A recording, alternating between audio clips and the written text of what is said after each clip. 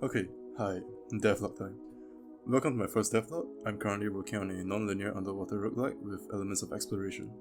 This game has no name or lore right now, but we'll deal with that down the road. Anyways, quick intro.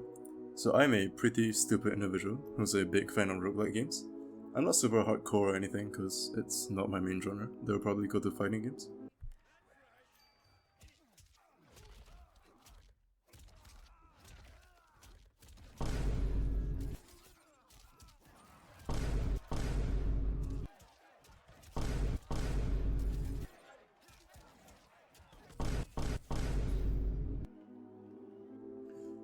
Now I love roguelikes for the same reason as a lot of other people.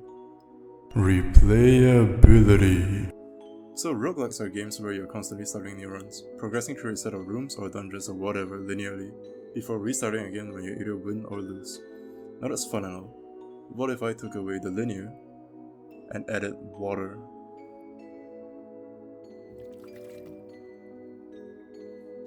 Welcome to Fish Game. Great name, I know. My plan is to have an underwater roguelike where you explore a deep, dark ocean, exploring different depth zones, all of your own enemies and structures and stuff. Now you might say, a game where you go through different areas and fight enemies? That just sounds like a normal roguelike. shut the fuck up, I didn't ask you. Okay, sorry. I can see where you're coming from, but I have yet to mention a few things. For one, you can go basically wherever you want on the map, whenever you want. Now I'm not saying that I'll just let you skip to the end of the game. Well, you technically could, but you probably get fucked.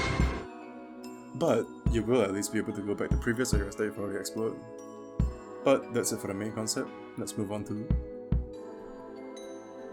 Okay, so since I've barely started developing the game, there's not a whole lot of enemies yet, so I'll just show two of them for now. Here are the glowfish and angler. These two creatures reside in the Twilight Zone, the home of lost souls. Anyways, yeah, let's talk about them. The glowfish is a passive creature, serving as a light to guide the souls in the Twilight Zone. They would never harm anything. Aren't they just so cute? And here's the soul angler.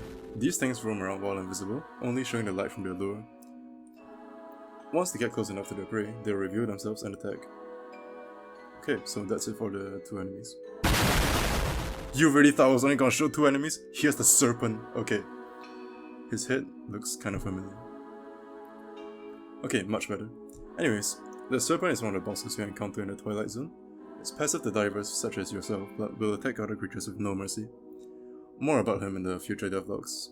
I might also show a sneak peek later. Okay, remember how I said the soul angler hunts for prey?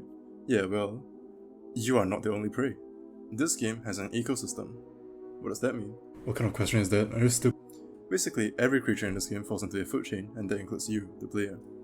As you can see in this beautifully constructed diagram, those at the top hunt those at the bottom. Very simple. I'm not gonna go in depth on how enemies work in this devlog, that's for next time. But basically how it works is, enemies for the most part will be in a roaming state where they'll just go around randomly looking for random shit, I don't know. But if they do happen to come upon a prey, they will chase them, and if they get attacked, they'll run away. That's it, very simple.